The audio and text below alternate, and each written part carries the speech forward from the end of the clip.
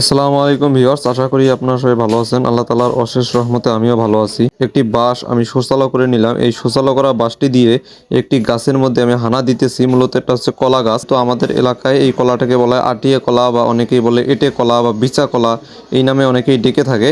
তো আপনারা কি বলেন অবশ্যই কমেন্টে জানাবেন।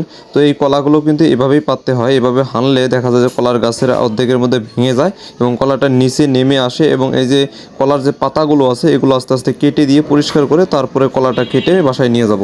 এই যে কলাটা আপনাদের দেখাইতেছি, এটা কিন্তু সব জায়গাতেই হয়, বিশেষ করে পতির যে জায়গাগুলো পড়ে থাকে সেই জায়গাতে কিন্তু এটা আরো ভালো হয়। এই কলাটা কিন্তু কেউ চাষ করতে চায় না, বিশেষ করে গোবরের কুড়ি বা পুকুরের সাইডে যে জমিগুলো পড়ে থাকে বা বাঁশঝাড়ের নিচে যে জায়গাগুলো পড়ে থাকে এই সমস্ত জায়গাতেই কিন্তু এই কলাগুলো অনেক ভালো হয়ে থাকে। তবে একটি আশ্চর্যের বিষয় যে এই কলাগুলো চাষ করতে কিন্তু কোনো প্রকার রাসায়নিক সার, কীটনাশক, কোনো পিজিআর কিচ্ছু লাগে না। শুধু আপনি একটি গাছ লাগিয়ে রাখবেন, দেখবেন যে গাছটি অটোমেটিক মোটা হয়ে গেছে এবং কলা ধরতেছে। কি আশ্চর্য একটি ব্যাপার। আর এই কলাগুলো কিন্তু অনেক পুষ্টিকর, বিশেষ করে বাজারে যে সমস্ত কলা পাওয়া যায় এই কলার থেকে কিন্তু অনেক গুণে পুষ্টিকর এই কলাগুলো। তো কলাটা কাটা আমার শেষ, এখন আমি বাসায় নিয়ে যাব। তো অনেক ওজন, আমি নিতে পারতেছিলাম না, তো ক্যামেরাম্যানকে বললাম যে একটু হেল্প করার জন্য। এখানে দা ছিল, একটি দাটা সে নিল।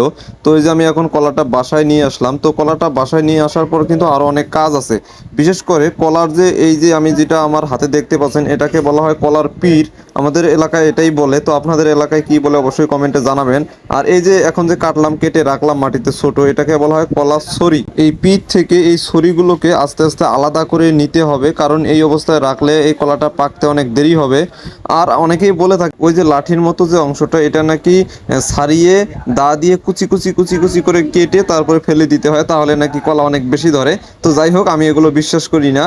আর এই যে দেখতে পাচ্ছেন এখানে কিন্তু প্রায় 8-9টির মতো ছড়ি হয়েছে, অনেক বড় এই পিঠটা হয়েছে কলার।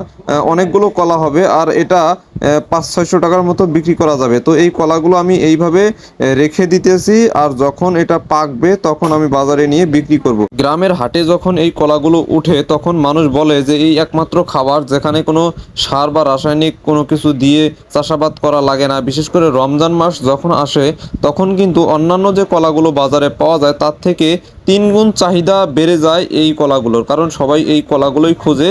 এই কলাগুলো খেলে নাকি ভিতর ঠান্ডা থাকে, বিশেষ করে যাদের শারীরিক দুর্বলতা আছে তারা যদি নিয়মিত এই কলাগুলো খায় তাহলে নাকি শারীরিক দুর্বলতা কেটে যায়।